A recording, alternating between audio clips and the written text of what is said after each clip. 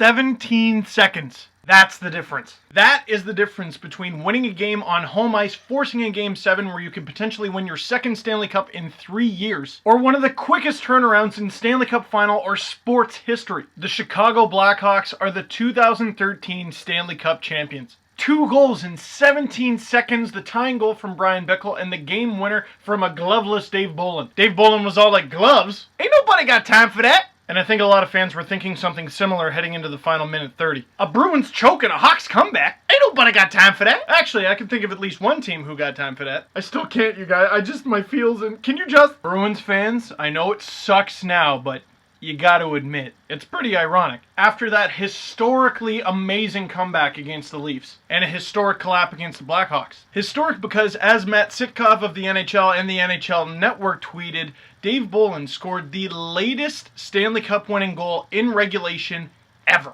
breaking the previous record of 1:58 left in the third period from 1929. That goal scored by Bill Carson of the Boston Bruins. A little more irony for Boston. I know it doesn't make it better. Sing it, it'll help you feel better. It's like rain on your wedding day. You know that song, right? It's not working. I tried. If it's any consolation, here's how good the Boston Bruins are. The Boston Bruins come into the Stanley Cup final taking on a team that won the first 24 games of the regular season, won the President's Trophy, and somehow the Bruins were the favorites. I mean, I called Chicago in 6, but it's no time to brag. And ironically for the Bruins, just as the Leafs did, they can go out of this season with their heads held high, although that may be difficult to do for a little while. I still think about the Leafs Game 7 collapse at least once a day and react out loud, just alone or in public. But a lot has been made about a lot of the Blackhawks winning their second cup, and that's great for them. Jonathan Toews, Patrick Kane, Conn Smythe winner, Marian Hossa. He now has a cup to make up for each of those finals losses with the Penguins and Wings. But how about a kid like Brandon Saad? How about Andrew Shaw, who I saw lift the Robertson Cup with the OHL, the Owen Sound Attack, just 2 years ago? Or graybeards, literally, like Michael Handzus and Jamal Mayers. Actually,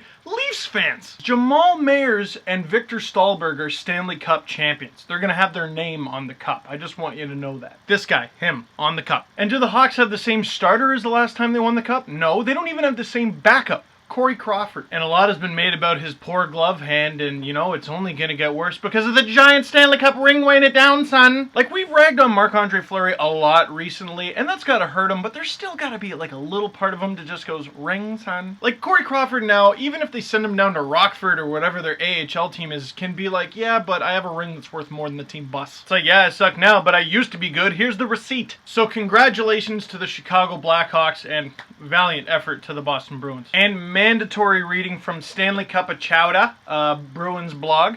They wrote about how it doesn't matter that the Bruins lost. They helped lift the city. Great article. I'm posting it in the underbar. You gotta read it. And one final congratulations to the fans. Not just fans of the 2013 Stanley Cup champion Chicago Blackhawks, but any NHL fan at all. Any hockey fan, for making it through this miserable year. Hockey fans do not deserve the crap they're put through, but unfortunately that's business. But in a weird way, from a personal standpoint, it was a good thing. I'm getting married next July. I'm hoping to have a house and be moved out long before this time next year, and you know, that's a challenge. But I know I can face that challenge if in a year where there was no NHL hockey for months, I still managed to work in hockey. The LeafsNation.com and the Nations Network brought me on to do videos for them and write for them.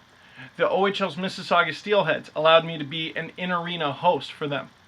Nike allowed me to work on the World Juniors with them, doing social media and stuff, and I still work with them. And the KHL allowed me to do highlight packs, and I got paid for it. And when the NHL lockout ended, CBC brought me back, and I was doing highlights for them a couple days a week, and then the NHL Network hired me on, and I was doing highlights for them a few days a week in the TSN newsroom. And all season long, you wonderful people have been watching my video blog because you rule. So you'll have to excuse me if I get a little peacock feathery, and I'm like, and what? What's really going to take me down? Come at me, bro. But enough about me. Shut up, selfish douche. Congratulations to the Chicago Blackhawks on winning the 2013 Stanley Cup.